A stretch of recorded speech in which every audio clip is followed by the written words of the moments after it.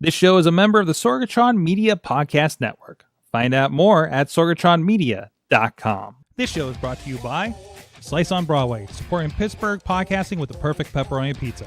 Production services by Sidekick Media Services. And listeners like you, supporting us at patreon.com/awesomecast. I'm getting awesome, you're getting awesome, we're getting awesome, yeah, that's what I said now. I'm getting awesome, you're getting awesome, we're getting awesome, yeah, that's what I said. Nightmares, I don't care, I love it. It's time to get geeky, get awesome. It is the AwesomeCast. I'm Mike Sorg here in Sorgatron Media Studios in Pittsburgh, Pennsylvania. Ready to talk geeky things, but only momentarily. We've had a bit of a issue with things, softwares, and sometimes there's an update and everything breaks.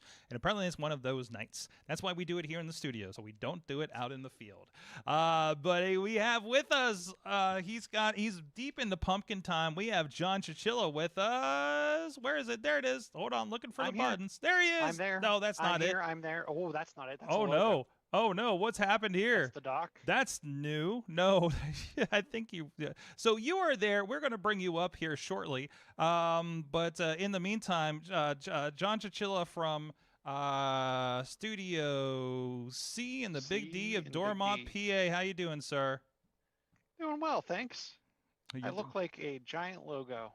You look like a giant logo. That's okay. I am an advertisement for Sorgatron Media. Most people bring me on up. Well, because we had to fix a lot of stuff. So if you're with us, and maybe I'll talk about everything that died on us when we do Patreon or something later, right? But I think I may have fixed some things. Also with us, he's filling in. The Dutters is on assignment this evening, but Dave Podnar joins us. Hey, there's the Chilla. That's me. There he is. Dave Podnar of the iPhoneography podcast.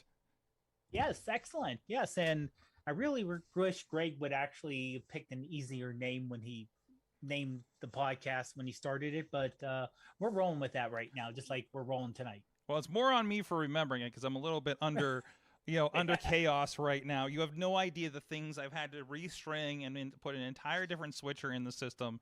And I don't know, was that record time, Potter? Well, we'll talk about it afterwards. Chilla's got to get out of here. So in the meantime, we're going to do this quickie style. Okay, check us out, awesomecast.com. Awesomecast at sorgatronmedia.com is the email. Awesomecast on your Twitter, your Facebook group. A lot of discussion. We have Discord as well. Then you can link that over on awesomecast.com. We have an Awesomecast Reddit, and please share all of your events, all of your stories throughout the week, whatever geeky you want to in all of those formats. And of course, we're live when our stuff doesn't break at 7 p.m. Eastern Time every Tuesday on our streaming platforms, including Facebook, Twitch, YouTube, and Twitter as well. However you would like to take us on. We try to keep an eye on the chat room. Might be a little less so tonight because of the situation. And also, thank you to our audio partners at patreon.com. I'm sorry, at postindustrial.com. And thank you to our friends at patreon.com/awesomecast who are supporting this show. Our friends at the Coffee Club, Matt Weller, John DeGore, John Carmen, Cynthia Klosky, Scott McTaggart, and Mike Pound. And at the fan of the show level, Michael Fedor, Professor Buzzkill, and Doc Podnar? Yes, you're Doc Podnar now, apparently.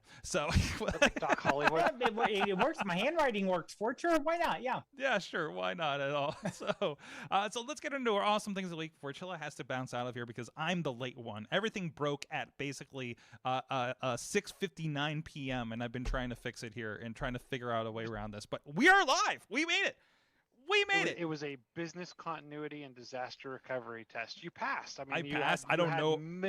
You had minimal downtime. I don't know if I passed. It was a very quick recovery. Man, okay. But what? It took about 45 minutes. Chilla, what is your awesome thing of the week other than my whatever you said recovery time? See, speaking of things blowing up, Microsoft has released their ugly Christmas sweater. I just caught wind of it. Last year it was the old Windows logo. This year it is the Microsoft Minesweeper Ugly Sweater. I was watching something where somebody was introducing Minesweeper in like an Office or something. Like I think it was The Office I started rewatching. Oh, I mean, I don't know about you, Minesweeper. I loved playing Minesweeper. In just the basic level, but also like the 99 block level. That's what it was. I don't even. Do they even still have Minesweeper on Windows? I don't know. Maybe it's part of like some kind of legacy package or like Power Toys or something you could download. It's probably a $10 add-on. Yeah, seriously, at this point. Subscription. Hey, I got a stack of floppies with it on somewhere. But no, I mean I think this sweater looks awesome. Where your elbows would go are two nice big bombs. The Minesweeper level is in the shape of a Christmas tree. I'm guessing it's a throwback to its introduction. The scores are 1990 and 2021. So the shirt or the sweater also lets you know what version I guess it is, since and they come out with one of these every year and they sell out quick. So. Yeah, they do. They remember by the time we even talked about them here on the show, I think they were already gone last year. I think they were released the same day too. Yeah. And it's actually is connected with charity, correct? I do believe so. Now you're No, they're supporting able gamers. And I was surprised. I've seen actually a lot on the tweets from various Microsoft individuals about the accessibility work they're doing, especially in the Xbox arena. I've noticed a number of people actually getting awards for their contributions to Halo and its accessibility features. Nice. So very which cool. which I apparently have in Forza Horizon 5. I don't know if it's defaulted on or if it's just generally doing it when you load the game, but the speak accessibility stuff like pops up on Horizon, and I'm like, did I turn it on or like by accident or something like that, or is it just like that's how it's presenting and starting off? Have you noticed this? Have you tried that game yet? I don't play that game. Okay. It wasn't. It. I will say it was not. I don't think it wasn't default on in Halo, but I think I was prompted if I wanted, like one of the first things. Yeah, you have to go through accessibility settings in your like with you usually you do like the screen formatting and everything like that, right? Like accessibility is now part of that, and that. Right. That's great, except when I accidentally... It's like when you get that and you accidentally click it over to Spanish or French or something else you don't understand, and you're like, oh no, I'm in trouble, you know? So now I need to know what the words are in a foreign language to get back to English. Yes. What is Spanish for settings? I don't know. You know, Google Translate this for me, please. So, no, that's great. I love it. I love these sweaters. I really need to dive into some. I feel like if I start getting ugly Christmas sweaters, I won't stop. So I actually ordered one this year because it was super cheap. I got it over 50% off at Box Lunch. I'll wear it for the holiday episode. Okay. I got the Spider-Man one. Nice. I got it was nowhere near $75, and it was even lower than 75 nice. So it was not this expensive. I love it. Yeah, I might have to. But I don't go to, other than doing stuff on the show, I don't really go to parties or anything for Christmas. So I Wait a minute, they also have throwback backgrounds for your next video call? Ooh, okay. Well, and they're animated. Oh. Ugly virtual backgrounds. Oh. And watch, they only work with teams. Watch. Now you have my interest here when you say teams. Oh yeah, I know your companies. I got a Teams call scheduled with your company in the morning. But frankly, like a lot of people are on it, so that makes a lot of sense. So, want to keep rolling here, of course. And Chilla, let me know when you need to bounce out. But Podnar, what is your awesome thing of the week? You sent me some pictures here. I need to pull up too, right? Yeah. Okay, let me do an introduction while you do that then. Yeah, because Chilla's got to be around for this one. Okay, so this is called the Even Longer app. So if you have an iPhone, I don't know about how Android would handle this, but if you have even a semi-recent iPhone, you can do live photos and build into the photos. You can convert it to a long exposure, which is great if you want like a 2-second exposure. It gives you a feeling for movement. Sure. Another app that I love is Spectre app, which not the James Bond movie. Not the James Bond movie, no. But Spectre works great because it's handheld, but you can only do up to 9 seconds. So it's decent for waterfalls. Even longer, as the recent. I heard a couple podcasts with the developer, single person developer. does everything. Took him 3 years to develop this bad boy. Okay. When he means even longer, you can do a 10-hour exposure if you want to. Holy crap. So what you're really losing, the only thing you're limiting is really the battery life on your phone. Mm-hmm. So the example I gave you 3 examples. One was the built, I labeled them A, B, and C. A is, now these were all taken out my window here. Mm-hmm. So the A here, let me move my window here so I can see a little better. There we go. Sorry about that. The A is just the built-in photo app with the long exposure. Mm-hmm.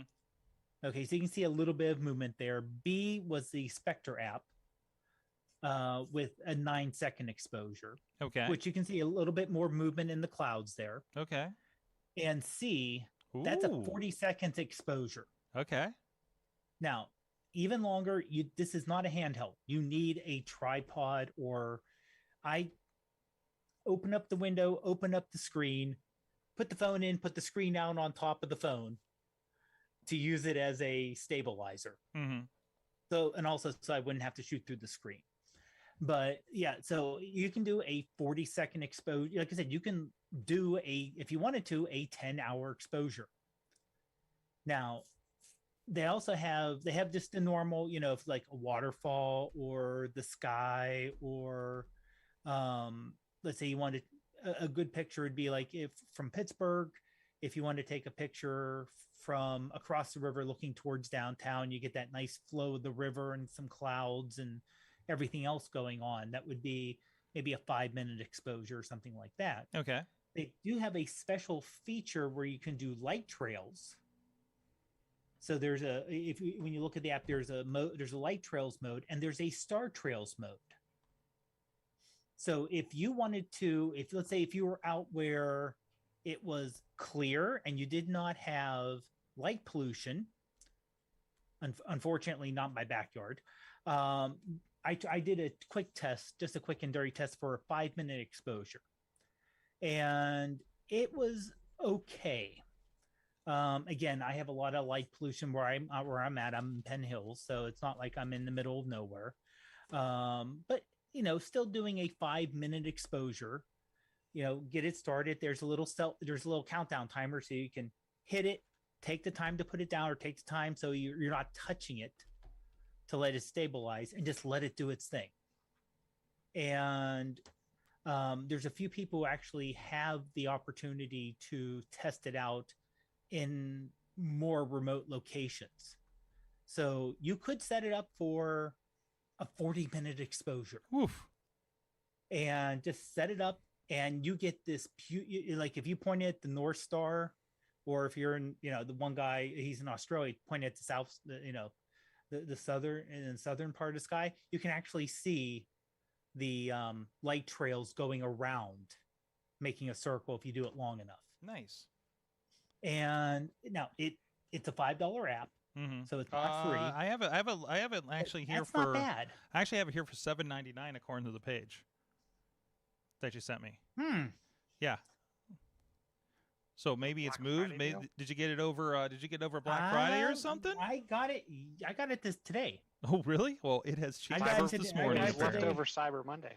It might have been. Yeah, I got it earlier today. Mm-hmm. And it was $4.99. And to go pro, you have to. There's a like $99 update type thing. Mm-hmm. But yeah, so that's weird. But well, it depends. I did it partially just to, I don't want to say play with it, but just to explore it. But for what you can do with it, like you actually have the time to do because to do a true long exposure, the built-in Apple app can't do it. Slow Shutter Cam does something different. Mm-hmm. Because the thing is, if I pull up one of the photos I took, do this real quick here. And this is, by the way, one of the nice things about iOS 15 is like I have for the one 40-second exposure I did. Let me get it up here real quick. Just real quick while you're loading Yeah. it, and I'm gonna have to go. I apologize. Yep, Does it have a timer function where you can do like a delayed? Yeah. Timer? Yeah, you can Okay. do like 3 seconds, 5 seconds, 10 seconds. That's the one thing that on a tripod that gets me is like if it doesn't do that, then you may get shake just from tapping it on the tripod. Yeah, that's what I used. Yeah, and like the 40-second exposure out the window, it averaged for 40 seconds. It uses it actually looks pixel by pixel and averages it each one at a time, and it used 800 frames over that 40 seconds to average it up. Wow. So that's one of the reasons why, if you look at the picture, there's very little noise. Noise. Yeah, thank you. Yeah, there's very little noise in that picture. I'd like to try it with. It'd be cool to try it with fireworks. Oh yeah. So, in something like a 10-second exposure, something like that. Yeah. Or heck, just I could see it like if you're near a busy road, you can use light trails, set it up on just have it streak out that way. So yeah, I like I said, I only got really a chance to play with it a little bit today. First time I put it out the window, it was a solid cloud pack. I'm like, I can't see a thing. Doesn't matter if it's just solid white pack of clouds. It's Pittsburgh, but it started to clear up, so I was able to get the streaks of the cloud there. But it's easy to use. It's just a matter of you need a tripod and you need patience, because they're going to take a while. Like you said, if you want to do a 5-minute exposure, hit it and just hang out, have some coffee. That's great. That's awesome. So you guys, I apologize. I do have to get going. Not a problem. I'm sorry Chilla's moving out, because my awesome thing is actually Marvel's Avengers again, because I finished the core campaign over the weekend, with the holiday time, and all my stuff got canceled for the weekend, so I just played a lot of video games and watched a lot of TV. Man, it had all the humor. I'm still thinking about moments of that thing like I'm thinking about a Marvel movie, because there was so much character, there was so much going on in there, and of course, it's a Square Enix, it's Crystal Dynamics, so it's a similar, I don't know, same team, but the same company or same part of the company that worked on the latest series of Tomb Raider games, which are very, very good. And very cinematic, and it is like basically beat 'em up kind of stuff, and some elements, some RPG elements I'm familiar with from playing games like Assassin's Creed, right? Some skill trees and all that kind of stuff, but nothing like that's really going to hold you down. When some of these things get a little too RPG, right? So I saw it. I don't know if it still is, but over the weekend, if you can see it get it for under like $20. I'm playing it on Game Pass, and I actually started getting into because also they rolled out some extra chapters. There's a Kate Bishop Hawkeye, if you're familiar, if you've watched the new show that just popped up on Disney Plus. You've got an actual Hawkeye in the future apparently pack that's after that, and then there's a War for Wakanda with Black Panther. So I haven't even gotten into the multiplayer, but I hear a lot of people complain about it, so I'm kind of not even interested. I just want to play the story mode because it's so good at this point, right? So I just really appreciate that. And it got me through a lot of the weekend. And I did Black Friday a little bit. I did the usual. I picked up a 3-month thing and got some discount. So my Game Pass is paid up until March, with I think about a month and a half free. So I picked up Mortal Kombat 11 for under $20. The Ultimate Edition that includes, get this, T-800 Terminator, RoboCop, Rambo, and Spawn. I'm a big Spawn fan. So, and I haven't played Spawn in a fighting game since Soul Calibur 2 on the Xbox, which a friend had. I don't even have a copy of that. I really need to get a copy of that now I think about it. So, if anybody wants to sell me a copy of Soul Calibur 2 for the Xbox, please let me know. I have the one for the GameCube because that had a Link in it. Because remember, it had Link, Spawn, or the one guy from Tekken, depending on which console you were on that year.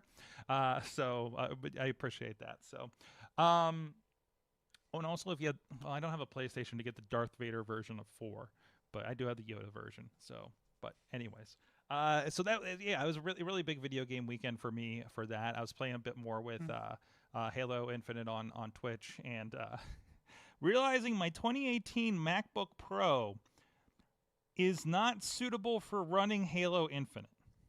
It'll run, but the floors disappear. Oh, was my issue. I was streaming on Twitch on the Sorgatron, my Sorgatron channel over there. So if you want to look back at that video, it was really, I'm like, wow, this is a really weird level that's like got clear floors and stuff. Then I played one I definitely played before, and I was like, oh no, we have problems. This is, my graphics card isn't good enough for this game apparently. So, and yeah, that's what it is. So, and then even went back and played Gears of War, and I'm like, oh, this stuff doesn't look as good as my Xbox One, like my original Xbox One, right? So, I don't know. It is what it is. So, but yeah, I had a very big video game weekend for that. So Avengers is definitely my top thing of the week. So, hey, you know what's other top thing? Man, I don't know what it's been. I don't know it's because I had so much turkey over the last few days or what, but it was really good to dig into our friends at Slice on Broadway, New York City style. Yinzer May, Beachview, Carnegie, East End, and North Hills. Glad they take care of us to make sure the guests and staff here, me usually, is fed, and so that we do. That's one less thing we have to worry about on this podcast day, especially when I have to cobble something together. Entire system. Listen, this entire show's running off of this random box with cords in it on beside me. So, but anyway, so go check that out. Our friends sliceonbroadway.com. Dave Podnar, there's some other stuff going on here. I don't know what you want to touch on first. I guess we have some video game stuff if you want to do that first, briefly, or what is? You have a couple. You want to? You have a couple stories in here. Let me take a quick peek here. Quick rundown of the video games. First of all, again, I wish Chilla, I didn't screw this up and Chilla was still with us.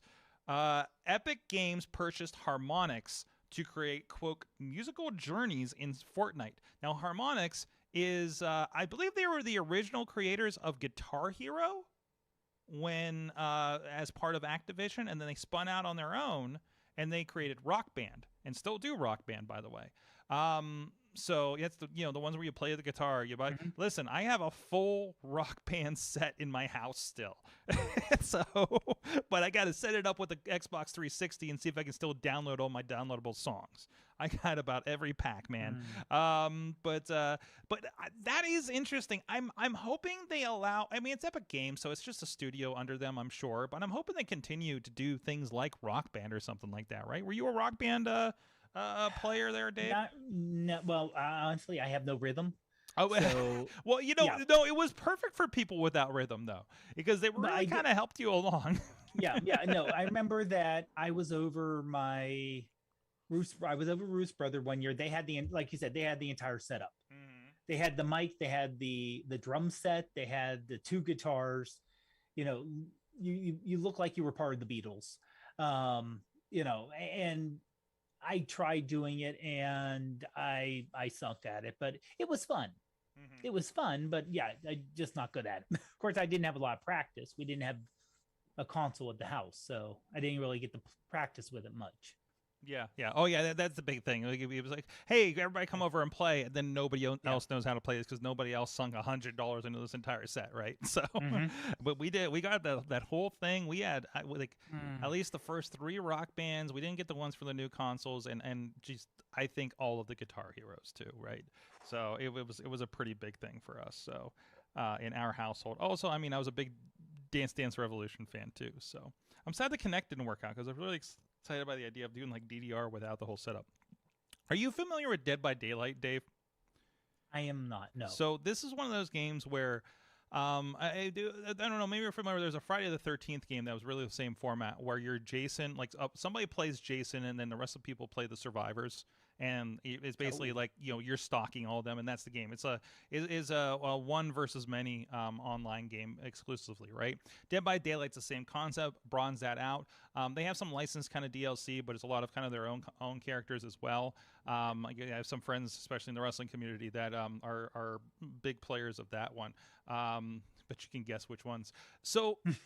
Dragon Ball's doing one of these games, and I'm like, what the hell is that about? And Dragon Ball, of course, you got the big baddies, like, you got Frieza and Cell and things like that, right? And I was like, how are they doing this? Dragon Ball Z isn't a scary game, but then I realized, so you're playing as the underpowered people, all the citizens of Dragon Ball Z, right? They're just running around, and it's getting a beta soon. So, and then somebody plays as the big baddie, and in an example they show, there's a very extended edition of this. My audio's going over here that I didn't realize, so we'll take care of it. Oh no! Where'd it go? It's playing. There you go. So so they go through here, and it goes through like kind of the basic concepts. But yeah, it's like you're hiding from a super powered character. So basically, like if this guy catches up to you, he's throwing fireballs and crap at you, and you're just like screwed. So, and in this case, for Cell is a character that kind of evolves over time too as he powers up. So you start as a little critter, and he grows into like a super powered, monster man kind of thing. So it's pretty wild. I don't know if it's something I'd get deeply into, because I haven't found myself getting a lot into the Friday the 13th or the Dead by Daylight games. But they're fun to kind of jump into, and I imagine if I had like a group of people to gather with it, I think I'd have a lot of fun with it. But well, especially if you're a Dragon Ball Z fan. Oh yeah, for sure. Because you're like, oh, I'm going to be the baddie who's going to get everyone. It's like, okay, I can see people really enjoying that. There's no Goku in this or anything from the looks of things too, so that is what it is. So that was kind of fun over there. So. Let's see what else we got. I think that's all for the games. We won't get into that shouting game yet. Do we want? We have to share this. You shared this, or we'll talk about this on the Wrestling Mayhem show too. But I saw this come up. Masonry Matt passed this to me first off. He texted to me since we had what was that on? There was on Mayhem show where we were joking about like I don't have a DVD player, but I have like 3 VCRs over there. Yes. So Podnar, what am I about to look at here? Okay, so Impact Wrestling, because you have to do something different when you're apparently the distant number 3 or 4 now. They decided to do something different, and for their big Slammiversary show, they decided to come out with a double cassette VHS tape. Wow. Because the pay-per-view's 3 hours, and that'd be 2 VHSs, just like Titanic. And by the way, this show's from like back in like July, I think, right? So I want to say, because it had Kenny in it. So, and it was, but I mean, they're not overcharging, to be honest. It's $25 for this. $25, which That's not bad. I mean, yeah, because you think, oh, it's VHS, it's old. Yeah, that's the problem. Who are you going to find to actually make a VHS tape these days? To find at least even minor volume, even in the hundreds, you're going to have to find someone. Okay, who can make VHS tapes and then make the box for the VHS tape? That's right now that's a custom job. Right. Because no one makes the double VHS tape box anymore. I love how it's just so different. I kind of want to get it just to pick it up. We'll talk about it more on the Mayhem show probably. So so the big news of the week, Jack Dorsey is stepping down from Twitter. Unfortunately, when I saw this, it was the radical politicized version of the story, so which I don't know if there's any real story to that otherwise. But I don't know. Did you read more into this? Is there any reasoning with this? It sounded like it's just a general step down, right? Yeah, and honestly, it almost sounds like Jack didn't really want to be CEO. No. He left and he got roped back in, right? Right. That's the story. He left. He went to start Square. Right. But he was still part of Twitter, and then they said, hey, we need help here at Twitter. Let's bring him the guy who used to run it years ago. And then they brought him back in, but he still was head of Square. So it's really hard to be CEO of two very disparate things like that. Different companies and wildly successful, not successful, but wildly notable and doing a lot of things that are really important for a lot of people, right? Yeah. And right now, Square, and I read in the story, Square's actually 3 times the valuation of Twitter, which doesn't shock me because the back end of e-commerce is a major thing Mm-hmm. that no one thinks about. Of, oh, I want to buy this from my favorite person. Great, who's going to process the money? Mm-hmm. I know with Ruth's thing with the jewelry, she uses Square for her invoicing, Mm-hmm. and it works really well. Oh yeah. And when she had to get set up and she helped someone else get set up, there's a live person support to call. That's amazing. Yeah. And I mean, you talk to them and they walked you through it and everything. And, oh, yes, we'll do this and this, and this gets this way. And, it's like, it really works well. And it's like, you could tell someone's paying a lot of attention to that versus, I'm sorry, but good luck finding help with Facebook or Twitter if you have an issue, you're not a major company. Tell me about it. As somebody who our company deals with our clients and Facebook and our friends of AwesomeCast that deal on a regular basis for their clients and jobs for Facebook, it's so they're just going to change things and screw you if you were depending on that feature. Mm-hmm. And there's nobody to talk to. It's the Google problem too. And I think after so many years, I think so many of us are getting so tired of those kinds of things, that work in these fields, right? But we're handcuffed in that, So you have to go where the people are. You have to go where the people are. You got to go where the client wants you to go, and you can make a case for, we should probably do a different platform over here, because this could just go away one day for no reason with no warning, and there goes all your plans for the next 6 months. So we have to sit here and rebuild the wheel that we should have been building this whole time, right? So that's a problem. And hey, when you have a service you pay for and it doesn't work and you can't get somebody on the line, now we have a problem. Right. And it's like, no, you will fix this. Versus Facebook is, you are the least of their concerns, no matter who you are. Yeah. Unless you're Pepsi or something. I don't know. So, because that's the only thing that made YouTube move the needle on things. All right. Let's see what else we can get into here. You had a couple of things listed. I didn't know if any of the other stories had any interest to you. I guess related. Twitter is apparently the latest platform to go shopping. I guess just in time for the season, but I feel like shopping already kind of happens over there, doesn't it? To a certain extent, but so according to this is going to be a more focused kind of shopping kind of situation. Dave, have you looked at this? Have you seen any? Yeah, of this? I did. Yeah, and it looks like what they're trying to do. And it looks like they're working with Walmart on this. Mm-hmm. They're trying to make QVC online. Mm-hmm. On social media, which makes sense. It's the thing. Gary Vee's been saying it for years. Which I hate to say it, QVC already does that. Yeah. But I mean, that QVC does it. But that's not. Was QVC on these platforms doing QVC? I don't know if they're doing like that, but I know. Isn't Ruth doing QVC on Facebook Live?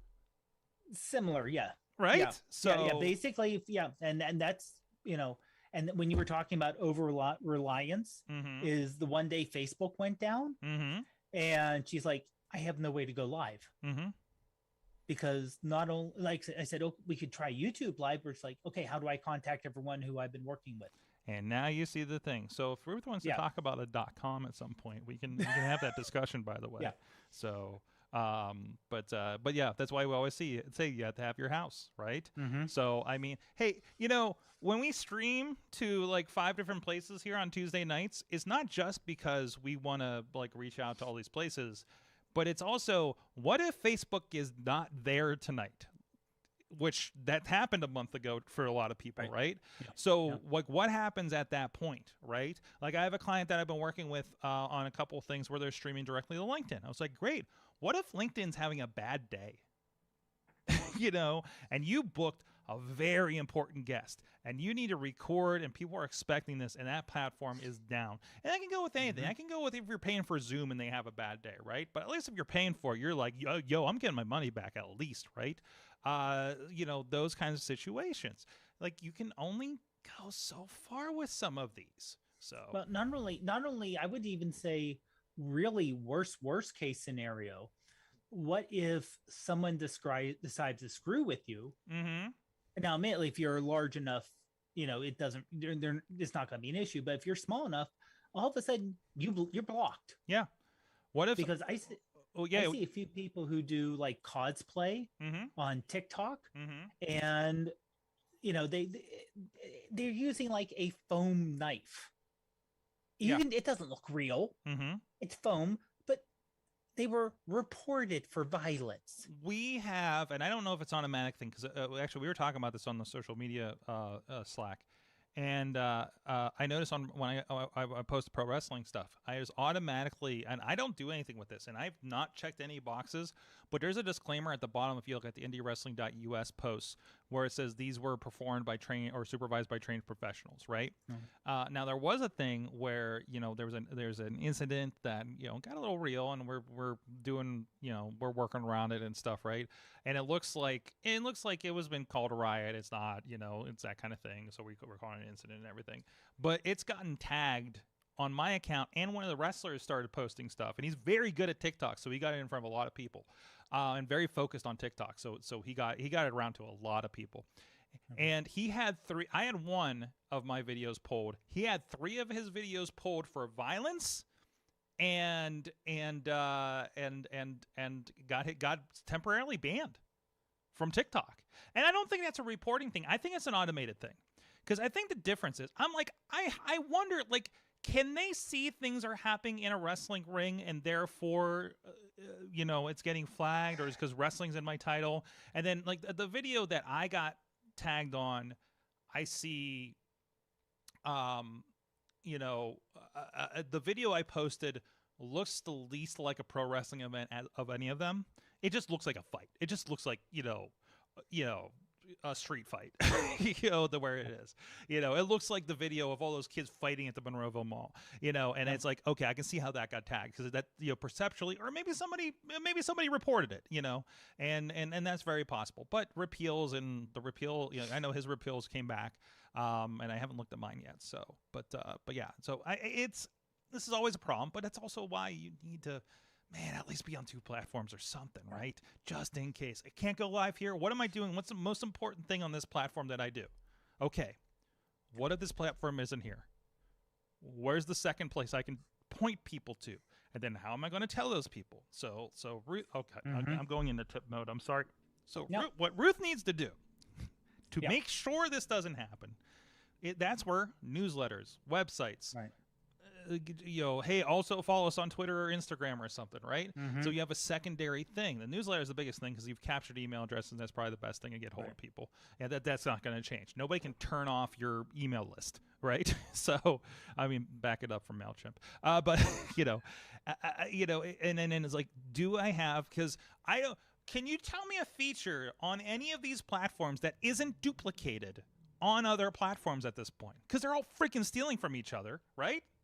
Yeah. I mean, that's one thing they mentioned about Twitter, is that they were shocked there's an issue because, hey, wait a minute, Twitter just created Spaces, and it went crazy. It was successful. What was a Clubhouse? Was that what they stole it from? Yeah, I even forgot what the original app was. Yeah, but it's exactly. just like, well, and dude, the Spaces I see, pro wrestling has gone crazy on Spaces. Ooh, crazy on Spaces. I see people responding in Twitter to the stuff that happened over on Spaces. It's wild right now. And I was just okay, these guys are gonna, and it's just them bullshitting. That's it. It's just them shooting the stuff. The best space was still the trials that Kurt Duckington and forget her name. These were Faye Jackson. These were wrestling community trials of, and they were trials of, it was like wrestler's court of a sort, and there's this whole thing, and she's a very respected female wrestler that runs a fun show called like the Sweatpants Battle Royal or something. Like, we have some friends that were a part of it. It's like this crazy kind of, it's like this sexualized thing, but still. In a wholesome way, yes. Absolutely. Oh, yes. Oh, absolutely. Oh, I'm getting a little bit of a little bit of peek out there. It could be your end, it could be mine. I'm not entirely sure at this point because there's a lot happening here. I just got a box of wires here, and somehow this works. Anyways, so on that point, speaking of which, we do have to cut this a little shorter than usual this week because of time constraints, because of technology constraints that we ran into. But anyways, Dave Podnar, thank you so much for joining me and rolling with the punches and sitting on Zoom, watching me getting more frustrated over like a 45 minutes of dealing with this. and the absolute worst thing was I saw you working on this. And I'm like, I think to myself, okay, this is like 15 levels above what you even have an idea what's going on. so just calm, just be calm, and you really can't say anything to help out because you have no idea what's going. It's literally the equivalent of someone coming over and doing home improvement, and I'm like, yep, that's a pipe. Yep, that's most definitely a pipe that's still in there. Yep. Yep. Basically, the middle layer of everything we did failed at some point. This thing is already. I'm already sending this back to the manufacturer because of another issue. I don't know if this was related to it, but I'm about to throw this A10 Mini Pro through the window, and it was a $500 unit. I'm detaching it now so I can put it in the box after the show to RMA this thing, okay? Because I'm really not happy with it, and I think it's the unit. It has to be the unit because I watch other people using these things and they're like, Chilla's not had a problem with it. I know people running wrestling shows with these things, and there you go. So that's we all know defective hardware happens. It happens, and I think I got it, and I don't know. It seems like a common problem with these and everything. It's just like, I'm sorry, if I plug an HDMI into a monitor, it should just work, okay? And it's not, and I don't, it's going to go home. It's going to go home, and it's going to get fixed, or I'm going to get a new one, or whatever the case may be, and whatever that is. So, or they're going to tell me, you've been doing X, Y, and Z wrong this entire time. And I'm like, I don't think so. So, anyways. But we got backups. We got the high-end stuff. We got, we can take care of conferences and MMA pay-per-views. We can do this podcast. It just takes time to do it, so... Dave Podnar, iPhoneography Podcast, Prof Pod on the Twitters. Yeah, Twitters and on the Instagrams. Yes. So, and thank you everybody that's been joining us. I know we were a little late, so I don't think we got a lot of action in the chat room since we kind of appeared a little late. So who texted? It must have been fresh out of the Ripple and space-time continuum was in our chat earlier, I saw. Thank you to whoever's just dropping us a bunch of emojis over on YouTube. Sup. So thank you everybody for joining us or checking us later on the podcast. We will be back hopefully at the normal time with things working well. We'll be on this other hardware because the other one will be on its way back to wherever Black Magic Design is. We'll see you guys next time. Until then, you have been our awesome audience. Have an awesome week.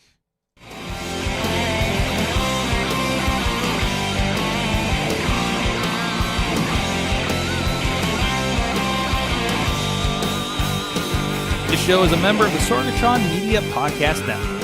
Find out more at sorgatronmedia.com.